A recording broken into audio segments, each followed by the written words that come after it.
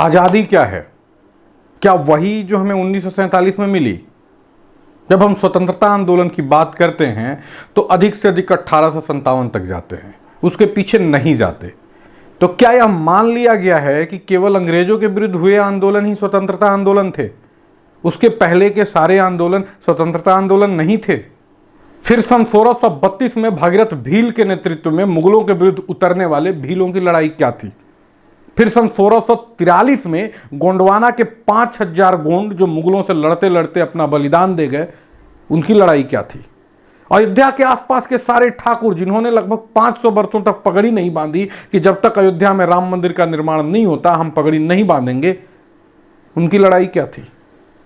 कुछ भकभेल्लड़ इतिहासकारों ने कहा है कि 1857 से पहले देश में एक राष्ट्र की भावना नहीं थी और सारे लोग अपने व्यक्तिगत स्वार्थ के लिए लड़ रहे थे।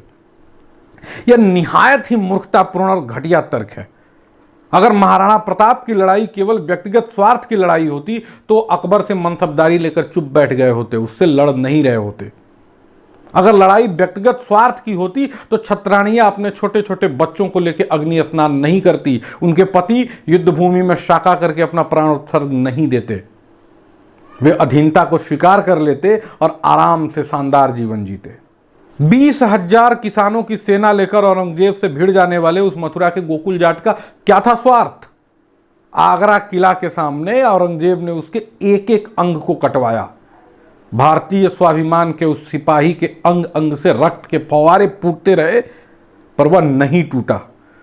उसके साथ लड़ने वाले 20,000 यादव कट गए पर पीठ नहीं दिखाया। भारत पर काबिज मंगोल सत्ता के अत्याचार के विरुद्ध लड़ रहे उन 20,000 बलिदानी योद्धाओं की लड़ाई स्वतंत्रता आंदोलन नहीं थी तो क्या थी?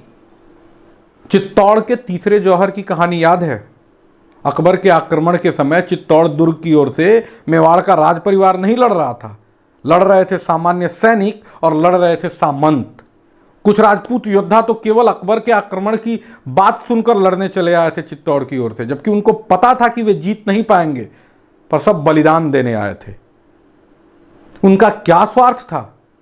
वे स्वार्थ के लिए नहीं, परमार्थ के लिए लड़ रहे थे। वे लड़ रहे थे भारतीयों के साथ होते विदेशी अत्याचार के विरुद्ध। वे स्वतंत्रता का ही युद्ध लड़ रहे थे। हर वह लड़ाई जो भारत में भारतीयता को बचाने के लिए लड़ी गई वह भारतीय स्वतंत्रता की ही लड़ाई थी। हर वह आंदोलन जो भारत के स्वाभिमान और उसकी प्रतिष्ठा बचाने के लिए किया गया वह स्वतंत्रता का ही आंदोलन था। स्वतंत्रता का आंदोलन 1857 से प्रारंभ नहीं हुआ था। तो इस स्वतंत्रता दिवस के अवसर पर कम से कम यह प्रण तो आप ले ही लें कि जब स्वतंत्रता आंदोलन की बात हो, जब आज़ादी की लड़ाई की बात हो तो हम पुराने स्वतंत्रता सेनानियों को भी याद करें। स्वतंत्रता आंदोलन को 100 वर्षों में नहीं बांधा जा सकता, यह 1000 वर्षों तक चला संघर्ष है। याद रहे, 1000 वर्षों तक।